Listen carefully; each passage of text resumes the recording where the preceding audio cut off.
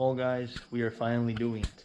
We are going to be doing a video, some kind of content on the old Fiero here. I know I've owned it for like, 3 years. I haven't done any videos on it. I've done a ton of work to it, but we're going to be working on it today. So today on the agenda, we're going to be rebuilding the headlight motors. Finally got all the parts together. We got LED headlights here, the hardware gears. So I'm going to show you guys here the situation with the headlights here. So as you can see, that right side headlight, it's not quite sitting right. So the gear on that is partially stripped. So when you turn the headlights on, it kind of just keeps going up and down. You're not supposed to do that. So I got the rebuild kit here. This is an aluminum gear. So from the factory, they have a plastic gear, and some of the teeth must have got stripped on it. So we're going to rebuild both headlights with the aluminum gear. And then we also got the hardware, everything we need to put this stuff back together. Now, because I went with the aluminum gear, I don't need these little bumpers in here. These bumpers are actually for if you get the replacement plastic gear, but the bumpers basically will sit inside the plastic gear. So we got all the hardware here, the gears, the sealant they use to seal the motor casing, and then we also got new screws for the headlight trim, the trim that holds the headlight in. Usually these screws on those trim pieces are stripped out. People use the wrong size Phillips screwdrivers. They strip them out, and then you have a hell of a time getting them out. Sometimes they rust in there, and you strip them out just trying to get them out. So yeah, we got all the hardware, and we even got the LED lights for the replacement, which are going to look really nice. So to get to these motors, I'm actually going to have to remove this whole assembly. Two 10mm up top, two 10s on the bottom. I believe those are 10s. Obviously unplug the headlight, undo the little clip, pull the wire out through, undo the 4 bolts, pull this whole assembly out. Obviously I'm going to have to unplug the relays here as well for the motor. And I also got hardware so I can screw this relay back where it's supposed to be right there.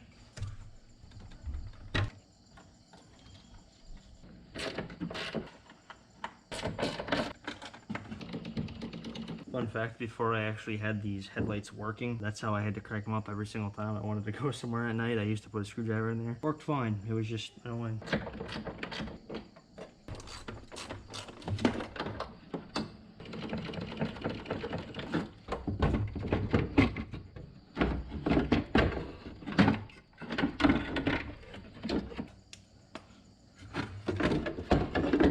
If you guys were curious where the fan switch relay is, that's her right there. And then you have the headlight relays on the side.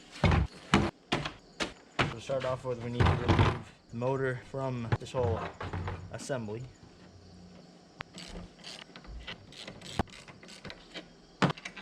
And then we just need to disconnect the arm right here. It looks like it's just a little C-clip. A couple of them. Come on, you stubborn bastard. There we go. That's what she looks like. So I'm gonna have to drill every single one of these rivets out. The kit comes with these replacement bolts for that. The rivet doesn't want to leave its home.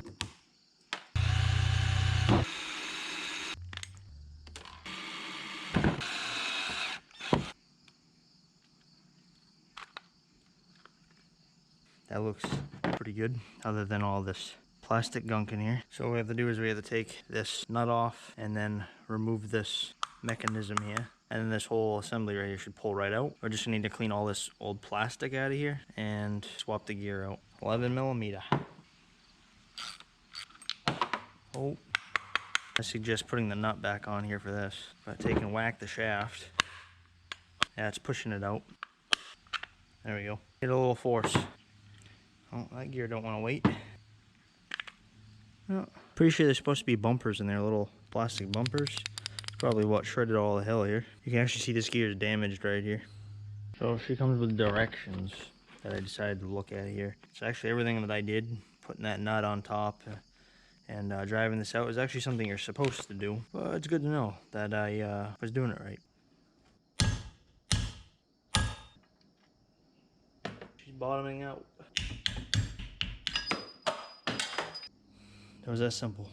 So now we're gonna do the exact opposite. We're gonna take this shaft here, make sure it's cleaned. Mine's cleaned up, so we're gonna put this back in here. Be sure that this lip right here is resting above the jaws. I take the gear, make sure it's facing the right way. And then put this guy on, line her up. That's it. clean the rest of the shaft up down here, clean all the gunk out of the casing, throw this guy back in, put it back together. A little washer in here. Don't lose that. It rides on here and prevents this gear from wearing through the casing. It sits right in there. Some of this stuff is really caked in there. I don't think it's really gonna cause any harm, but I wanna scrape the rest of this shit off, throw it back in. So everything's been cleaned up all the gears, installed the new one. Now I just gotta grease everything back up, throw it back together, clean the inside of this case, got all the plastic out of the worm gear. Anywhere that there was bits of plastic, cleaned it out. I don't have any wood bearing grease, but I do have this all-purpose farm grease. Grease is grease, so we're just gonna grease stuff like the cap here, because that sits down in here and it spins around. So you want some lubricant on that guy. Pretty much anything that rotates, you want to grease.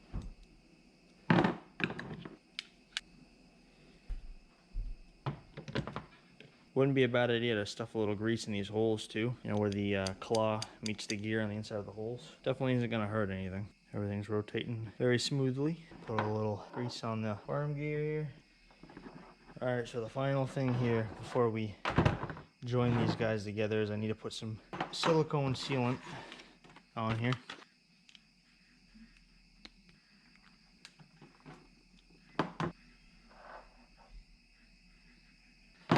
Just like that. I'm probably better off to switch these over to here. Ooh, no big deal. Just apply a little bit more. Gonna pop that front piece in first there. My fucking back. My back, guys, you don't like this shit. It's all back together. Everything's all tight. Shorter bolt goes down here. Pretty self-explanatory where they all go. And it looks good so far. There she is. This is a separate kit I bought here. We'll take and bolt that relay back up where it needs to be. Like factory. And you have one of the plugs that plugs into this relay. And you have the other one in the vehicle that plugs in the other side. And then when I hit the headlight switch, everything's plugged in. She'll pop right up.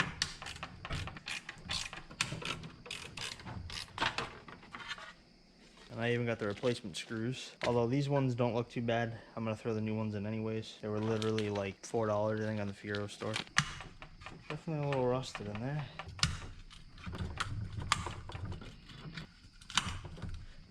New LED going in.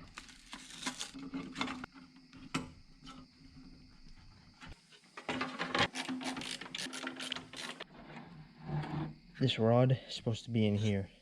So the shaft for this gear on the other motor is actually slightly longer, but it's the same concept. You just take and put the plastic gear on the vise on either side of the gear, and you just whack the shaft, and then you just reverse the process. Several months later.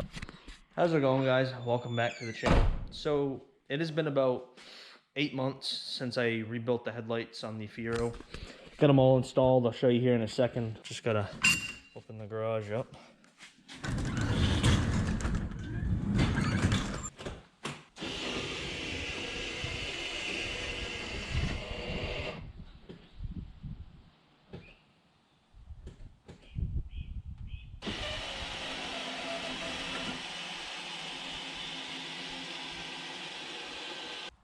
So I'm sure you noticed that the driver's side headlight went down a lot slower. I think it has something to do with the brushes, nothing to do with the gears or anything I replaced. But that one did it before, so I just think it's something to do with the contacts on the brushes. Something I'll get to some other day. So anyway, getting on to the whole point and why it took me so long to get this video out. So the day I was recording this video, my buddy Christopher, who lived on the property here with me and a couple other friends, actually passed away. I don't know if Christopher wasn't feeling good or whatever it was, but he was in his room. I didn't bother him. It's probably one other time I've ever seen him, you know, down and not feeling good to the point where he's in his bedroom all day. So I didn't bother him. Anyway, you know, I worked on the Fiero.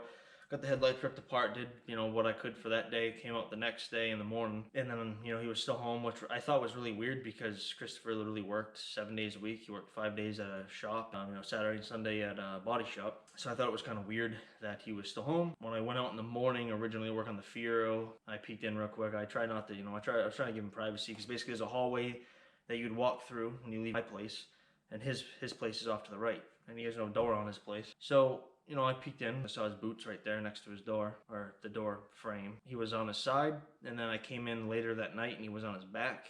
And then when I came out the next morning, he was in the same exact spot as he was when I last saw him the day before. You know, when I found him the next day and realized that he was in the same spot and checked on him, you know, obviously we found out he was gone. He must have died at some point when I was out here working on this thing. Out of respect for his family, I'm not gonna get into exactly his cause of death. I know his cause of death at this point now. But I felt like, you know, Christopher would really be mad at me if I didn't dedicate this video to him. I mean, he always wanted to be a part of the channel. Never made the time for him to be a part of the channel, unfortunately. But, you know, I guess the lesson to learn out of all this, you should always check on your friends if you feel like something isn't right. Funny thing is, I don't let people touch my cars. You ask anybody, I've never let anybody do anything on my car ever for me, on any of my vehicles ever in my entire life pretty much. You know, Christopher used to bug me all the time, wanted to help me with this thing. I pulled the motor out of it last summer to weld up a manifold, and there was a couple of manifold studs that were broken off. Christopher had these, you know, fancy drill bits and taps and all that, and I have some, but I hate drilling out studs, especially with the drill bits I have. I actually allowed him to drill them out, tap them. Took him a couple minutes or whatever. You know, he was the type of guy that would give you shit the whole time. He loved giving you shit, but he would help you with anything. I mean, he had a big heart. You know, I cared about him. He drove you nuts, but, you know, you couldn't help but love the kid. This is for you, Christopher. I know you'd be pissed off if I didn't include you in this, and here it is. Hopefully, we'll have some more content on the old Fiero here this year. But anyways, I hope you guys enjoyed this video, and I will catch you guys in the next one. Peace.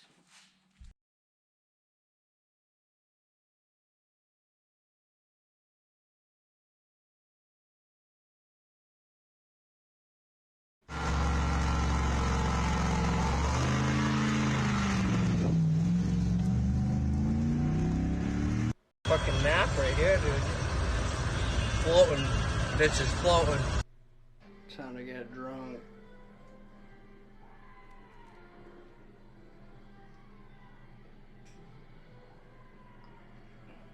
You got any last words? Time to play hockey and get the puck out of here.